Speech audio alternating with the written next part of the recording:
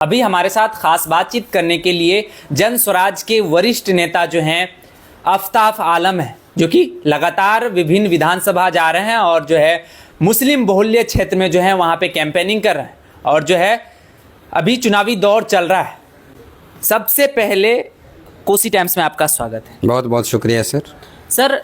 जिस तरीके से बिहार के राजनीतिक में जाति समीकरण काफी मायने रखता है और MY समीकरण भी काफी मायने रख रहा है, इस बार का चुनाव में MY समीकरण क्या काम कर रही है और मुस्लिम किस रुख कर रहे हैं? देखिए, यहाँ मुस्लिम की बात नहीं है। प्रशांत किशोर जी 1 करोड़ 20 लाख जब संस्थापक सदस्य हम लोग जुड़े तो इसमें हर जात हर धर्म के लोग हैं। अभी हम लोग अलग अलग कास्ट का मीटिंग ले रहे थे, ब्राह्मण समाज का अलग ले रहे थे, हरिजन समाज का अलग ले रहे थे और उसमें OBC समाज में यादव समाज का अलग ले रहे थे और अति पिछड़ा समाज का अलग ले रहे थे। तो आप देखेंगे कि बापू सभागार पूरी तरह से हर पार्टिकुलर जात से भरा हुआ था। प्रशांत किशोर जी के साथ कोई एक जात नहीं था। वो पहले हम लोग डिफरेंट जात का एक मीटिंग बुलाए, प्रशांत जी खुद उसको संबोधित किए और उस जाति के जो वरिष्ठ लोग थे, जो पढ़े लिखे लोग थे, बुद्धिमान लोग थे, उनको बोलने की आज़ादी दी गई कि आप लोग बोलिए कैसा चाहते हैं आप बिहार। सबों ने ये इच्छा जताई कि हम लोग त्रस्त हैं इस सरकार से, इस NDA सरकार से, इस नीतीश कुमार जी की सरकार से हम लोग पूरी तरह से त्रस्त हैं। इस त्रस्ता को ख़त्म करने के लिए हम लोग जो है जनस्वराज के साथ आए हुए हैं। सभी पढ़े लिखे लोग हैं, इसलिए यहाँ पे जात की बात तो है ही नहीं, ना धर्म की बात है। कहीं ना कहीं मुस्लिम के जो लोग हैं वो मुस्लिम लीडर खोज रहे हैं। इस बार के चुनाव में असदुद्दीन ओवैसी को भी लोग खोज रहे थे, लेकिन यहाँ पे अभी भी असदुद्दीन ओवैसी से कोई कैंडिडेट नहीं है। मुस्लिम किस तरह रुख कर रहे हैं इस बार, किनको पसंद कर रहे हैं? जनस्वराज को कर रहे हैं या फिर NDA को कर रहे हैं? और क्या क्या रणनीति है इस बार? हिंदुस्तान सामाजिक व्यवस्था का प्रतीक है और बिहार जो है उसमें सुपर प्रतीक है और बिहार के अंदर ये हिंदू मुस्लिम की बात नहीं है। ओवैसी साहब के दिमाग में अगर है कि कुछ मुसलमानों को भड़का के हिंदुओं को पोलराइज कर लिया जाए तो ये उसकी बड़ी अफसोसजनक राजनीतिक सोच है। और आप देखेंगे कि बिहार में हिंदू मुसलमान मिलकर रहते हैं। यहाँ नेतृत्व हिंदू ही अगर करे तो मुसलमान उस पर पूरी तरह से आमादा रहते हैं, यकीन करते हैं और मुसलमान किसी क्षेत्र का प्रतिनिधित्व करे तो हिंदू समाज उसके साथ रहते हैं। तभी यहाँ पे हिंदू मुसलमान को बांटकर अपना विकास कर सकते हैं, न राजनीति कर सकते हैं। तो ओवैसी साहब की ऐसी सोच को मैं सैल्यूट भी करता हूँ कि भैया इतना सोच, इस तरह का सोच आप हैदराबाद में रखिए, जो कि हैदराबाद में ही 7-8 विधायक को वो जिता सकते हैं। इस सोच कहीं ना कहीं आप कह रहे हैं कि असदुद्दीन ओवैसी जो है मुस्लिम और हिंदू को लड़ाने का काम करते हैं। देखिए, बराबर के जिम्मेदार हैं। आज जो उन्माद फैलाने का काम वो कर रहे हैं, मुस्लिम समाज समझ रहा है, हिंदू समाज समझ रहा है। मुस्लिम समाज कहाँ मान रहा है ओवैसी साहब को? क्यों मानेगा? क्यों मानेगा? जिस मुल्क में हम रहते हैं उस मुल्क में अगर हिंदू समाज के कोई अच्छे लीडर हैं तो हम उनके साथ खड़े हैं। इसमें ओवैसी की कहाँ जरूरत है? ये ऐसी रणनीति बिहार के लोग समझ चुके हैं। अब यहाँ पे किसी का दाल गलने वाला नहीं है। हम लोग हिंदू मुस्लिम सभी मिलकर बिहार के विकास की लड़ाई लड़ रहे हैं। एक समय में जन स्वराज से अगर आलमनगर विधानसभा से आपका पहला नंबर आता था कि लोग पसंद कर रहे थे कि आफ्ताब आलम हैं जो कि विधायक प्रत्याशी हैं, लेकिन आप जब टिकट का दौर आया तो आपका वहां पे टिकट में नाम नहीं था। देखिए, सुबोध मंडल को दिया गया। सर्वे में मेरा नाम चल रहा था। प्रशांत जी ने मुझे खुद बोला कि आपको चुनाव लड़ना है। मैंने खुद बोला कि सर मुझे चुनाव मत लड़ाइए, सुबोध जी को आप चुनाव लड़ाइए। वो इसलिए मैंने बोला कि मुझे पता है रणनीति, क्योंकि मुझे और दूसरा विधानसभा भी देखना है, तीसरा विधानसभा भी देखना है, चौथा भी देखना है और यहाँ हिंदू मुसलमान की बात नहीं है। प्रशांत जी इस बात से खुश भी हुए कि मैं चाहता हूं कि इसी तरह का समाज में लोग हो। आज किन्हीं को टिकट ना मिला हो तो वो नाराजगी व्यक्त करते हैं।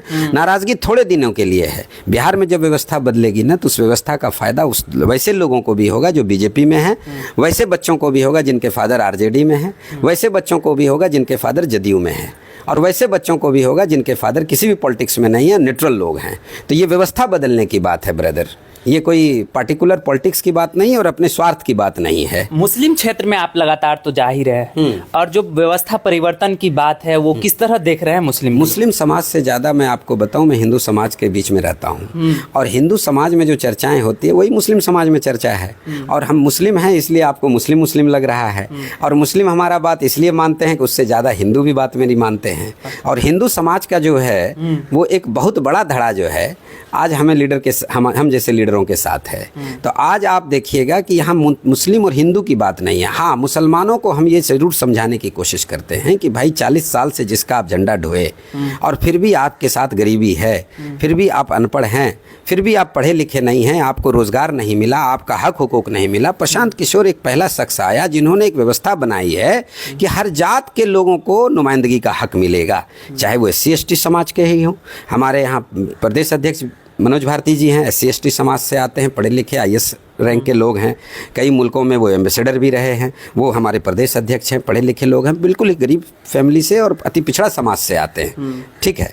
और दूसरा उन्होंने ये बोला कि अगर मुसलमानों की तादाद इतनी है तो हम आपको 40 सीट देंगे। तो उन्होंने बिहार में हर जगह 40 सीट दी है और हम लोग पूरे मुसलमान उनके साथ हैं।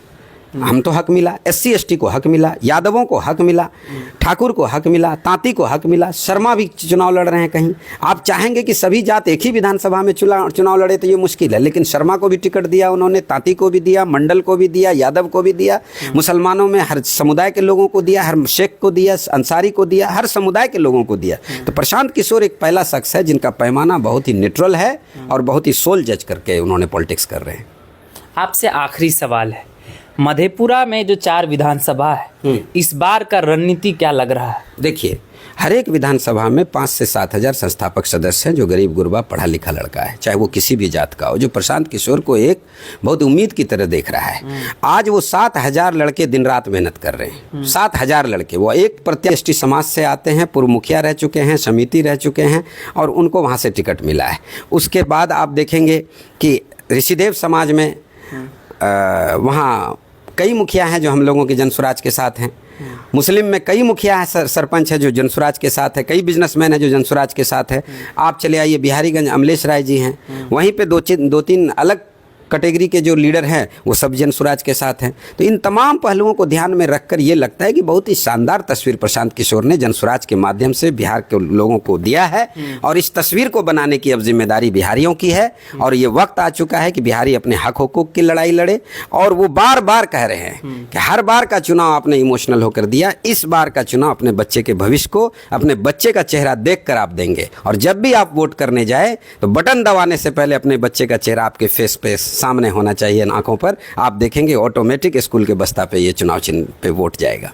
स्कूल का बस्ता तो यहाँ आलमनगर विधानसभा से जो है उनका चुनाव चिन्ह है। हमारा जनसुराज का चुनाव चिन्ह स्कूल का बस्ता है। स्कूल का बस्ता छापे। बहुत बहुत धन्यवाद।